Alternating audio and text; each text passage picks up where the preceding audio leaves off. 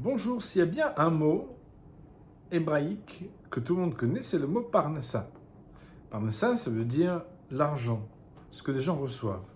D'ailleurs, c'est très surprenant, mais en même temps, c'est tellement naturel. Même les personnes qui, le jour de Rosh Hashanah ou de Yom Kippourim, ne connaissent pas beaucoup de prières, ils sont nombreux à vouloir acheter l'ouverture de l'Arche Sainte pour avoir la bénédiction de la parnassa, pour recevoir beaucoup d'argent cette année. Et dans notre paracha, nous avons peut-être au moins deux points de réflexion à ce sujet. Comme on le sait en français, on dit gagner son pain. Et le texte dans notre paracha nous dit qu'il a la lechem levado yihye adam, quelqu'un motzapi Hashem yihye adam. Car ce n'est pas sur le pain uniquement que l'homme trouvera sa subsistance, mais sur la parole d'Hachem, du Créateur. Et bien évidemment, on ne comprend pas bien qu'est-ce que ça veut dire.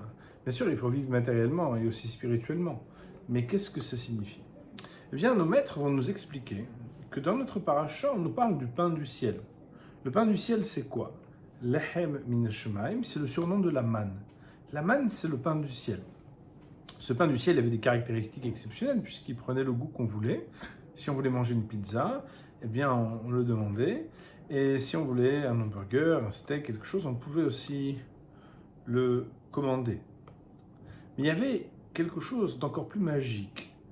C'est que, en fonction du comportement des uns et des autres, plus quelqu'un était juste, plus quelqu'un était tzaddik, moins il avait besoin de se fatiguer pour trouver la manne.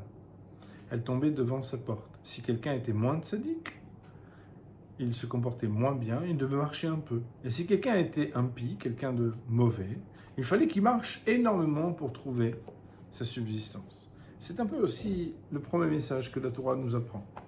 C'est que le plus important pour pouvoir recevoir sa subsistance, recevoir et gagner son pain, c'est de considérer que le pain est min hashemaim, qui vient du ciel.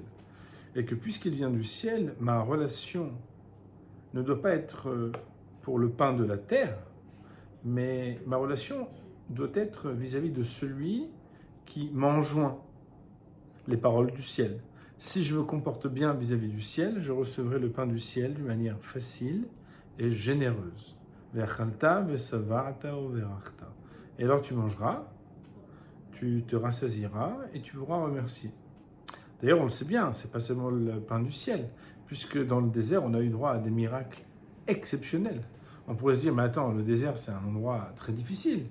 Oui, mais on a eu des bénédictions. Une des bénédictions extraordinaires, c'est que les vêtements ne se froissaient pas et on n'avait pas besoin d'en racheter. Vous imaginez bien qu'il n'y avait pas de magasins dans le désert et que c'était un peu compliqué, la confection des vêtements, même si les Juifs ont toujours été très forts dans ce domaine. C'est pourquoi, Simlatecha lovalta me'alecha, lorsque les Bnei Israël marchaient dans le désert, eh bien, ils n'avaient pas besoin de changer de vêtements. Parce que, en marchant dans le désert, leurs vêtements étaient toujours repassés et grandissaient avec eux.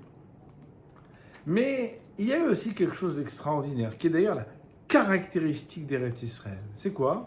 C'est que en Égypte, ils buvaient des eaux qui irriguaient par le Nil toutes les terres de l'Égypte. Et Mitzrayim, on l'a dit à plusieurs reprises, c'est Metzariam, comme le dit le Zohar. C'est qu'en fait, il n'y a pas d'eau qui tombe du ciel. Comme si Chas v'Shalom, Dieu préserve, on pensait, en tout cas, ils se disaient, les Égyptiens, qu'ils n'avaient pas besoin de lever les yeux au ciel pour prier et demander de l'eau, qui représente toute la matérialité. Geshem, la pluie, et la racine du mot Gashmiut, qui veut dire la matérialité. Alors que, en Eretz Israël, on nous dit Mimtar Shamaim Tishtemaim. C'est des pluies du ciel que tu pourras boire de l'eau. Et tu trouveras aussi des cours d'eau derrière tous les rochers. On sait qu'en Eretz Israël, surtout quand il fait très très chaud et qu'on est en tourisme, on est en train de se promener, on découvre qu'il y a toujours des sources d'eau cachées. Et c'est comme si derrière des rochers où il fait 40 degrés, on n'aurait jamais imaginé, il y a une petite fraîcheur qui sort. Et c'est de l'eau, c'est Maïm. Cette bénédiction de l'eau qui peut sortir de n'importe où, c'est le symbole aussi de ce que parfois les choses ne sont pas logiques. Enfin, pas rationnellement logiques. Elles sont spirituellement logiques. c'est que lorsqu'un homme accomplit la volonté d'Akadosh Baruch Hu, alors lui, exactement comme dans le désert, il sait que ça n'est pas du pain qui va trouver sa subsistance, mais de la parole de Dieu. S'il accomplit et s'accomplit personnellement dans la volonté du Créateur, alors il recevra la beracha. C'est pourquoi, Moraï Verbotaï, nous devons faire attention, pour avoir la bénédiction de la Parnassa, à nous investir de l'accomplissement et de l'étude de la parole du Créateur. Et c'est ainsi que, quels que soient les endroits où nous nous trouvons, parfois des fois dans un désert, où on se dit « mais je ne sais pas comment je vais m'en sortir », on trouvera, en fonction de la manière avec laquelle on essaye d'être un peu plus juste et un peu plus droit, tout ce qui nous permettra d'être heureux et d'avoir l'abondance et la bénédiction. Shabbat Shalom.